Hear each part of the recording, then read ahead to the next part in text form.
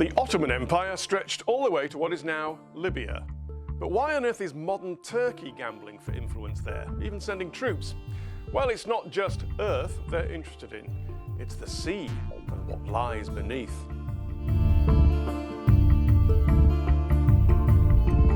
First, some politics, some geography, and some alphabet soup.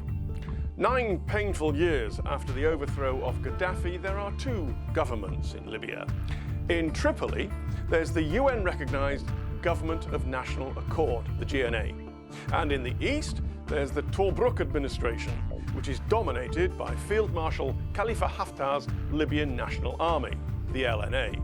Militarily, the LNA is on top. The GNA holds territory in the west, including the capital. It's backed by Qatar and Turkey. The LNA has more territory, including the oil fields, some major urban areas, and recently it took the city of Sirte. It's supported by Russia, France, Egypt, Saudi Arabia, and the UAE. In the south, various rebel militia control territory. But why has Turkey's President Erdogan intervened on the side of the GNA? Because he's determined to keep up with the neighbours. In 2018, Cyprus, Israel and Greece signed a pipeline agreement to supply Europe with natural gas from the huge gas fields found in the Mediterranean Sea. Turkey was furious, saying it was frozen out of negotiations over contested maritime borders. So late last year came a marriage of convenience. The beleaguered GNA government in Tripoli did a deal with Ankara. It gave Turkey a claim to a huge swathe of the Mediterranean, in effect creating a maritime corridor between them. This strengthens Turkey's overlapping claims with Greece and Cyprus on gas drilling rights. It's a minority view of geography. The Greeks are so outraged at the move that a confrontation with Turkey, although unlikely, cannot be ruled out. What does the GNA get, though?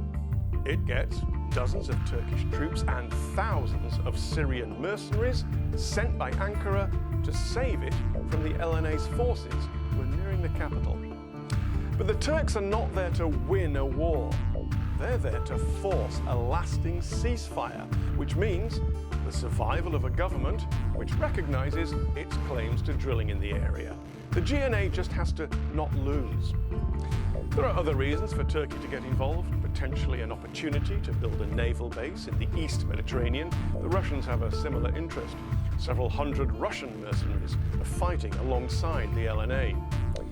Turkey, Russia and others also eye future commercial contracts, while the Saudis, the Egyptians and the UAE want to block the influence of Muslim Brotherhood groups, which they suspect are supported by Qatar and Turkey. The recent Libyan peace conference held in Berlin didn't achieve much. There's supposed to be a truce, it's mostly on paper. The conflict is likely to grind on as foreign powers shore up their interests.